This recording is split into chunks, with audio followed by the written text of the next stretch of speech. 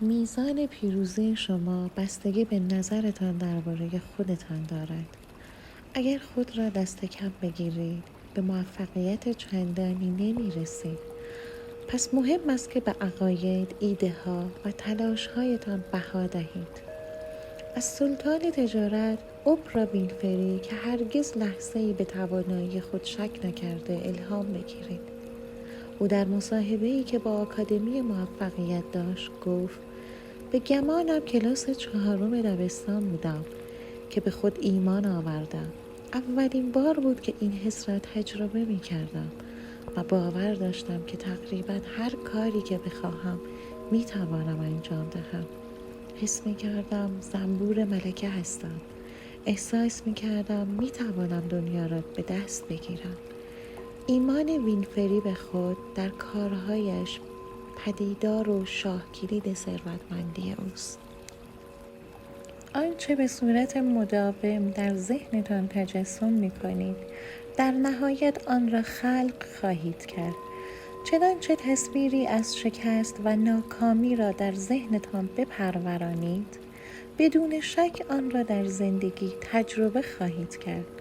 اما چنانچه تصویری از پیروزی، موفقیت، سلامتی، فراوانی، لذت،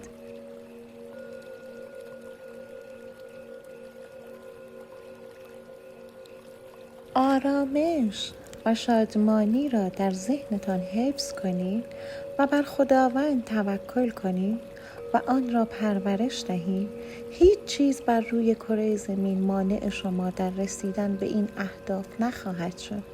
بیشتر مواقع درون یک تله می‌افتیم و فکر می‌کنیم به آخر خط رسیده‌ایم و نمی‌توانیم فراتر از یک محدوده خاص برویم.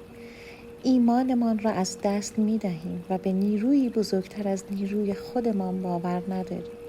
اما غافل از این که خداوند می خواهد بنده هایش مداوم پیشرفت کنند و به بالاترین درجات برسند.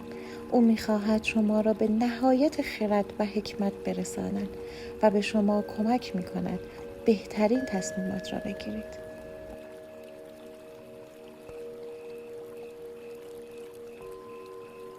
مهم نیست مرتکب اشتباه می‌شوید یا به آهستگی پیشرفت می‌کنید. شما همیشه جلوتر از همه کسانی هستید که اصلاً هیچ قدمی بر نمی‌دارند.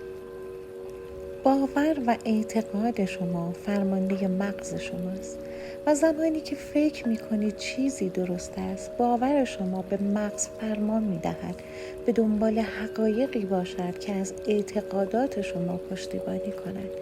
این بدان معناست که اگر شما باور داشته باشید که در زندگی موفق هستید، این گونه خواهد بود.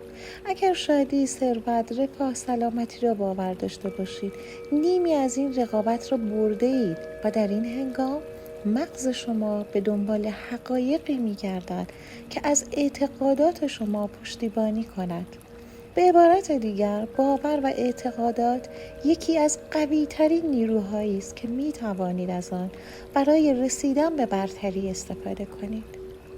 بی تردید افرادی را که به وسیله باور خود توانمند شده اند و از موانع بزرگ گذشته اند دیده اید.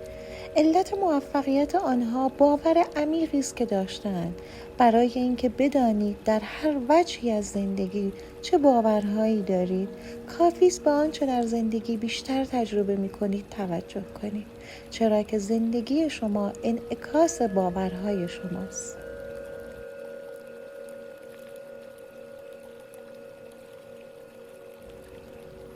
اگر هم به مشکلات بیش از حد توجه کنی، به آنها خوراک داده ای. بدان که توجه خوراک ذهن است. به هر آنچه که توجه کنی هی قوی تر می شود. هرگز با توجه کردن به بدبختی به آنها خوراک نرسان. به چیزهای منفی کمتر توجه کن. درباره رنجهایت با بقیه زیاد سخن نگو و آنها را بزرگ نکن. بیشتر به شادی متمایل شو. توجهت را به شادی‌های کوچک معطوف کن. نفس عمیق بکش و یوگا برو. لحظات کوتاه شادی را ارج بگذار و خودت را کامل در آنها غرق کن. اینگونه آن لحظه کوتاه رشد خواهد کرد و در تمام زندگیت منتشر خواهد شد. و برای حذف آدم‌های سمی چه کار باید کرد؟ برای حذف آدم‌های سمی از زندگیتان هیچگاه احساس گناه و خجالت و پشیمانی نکنید. فرقی نمی کند از بستگان باشد یا عشقتان یا یک آشنای تازه. مجبور نیستید برای کسی که باعث رنج و احساس حقارت در شما می شود جایی باز کنید. جدایی ها تلخند و آزاردهنده، اما از دست دادن کسی که قدر شما را نمی داند و به شما احترام نمی گذارد در حقیقت منفعت هست، نه خسارت. هرگز سعی نکنید کسی را متوجه ارزشتان کنید. اگر فردی قدر شما را نمی‌داند، این یعنی لیاقت شما را ندارد. به خودتان احترام بگذارید و با کسانی باشید که واقعا برای شما ارزش قائلند.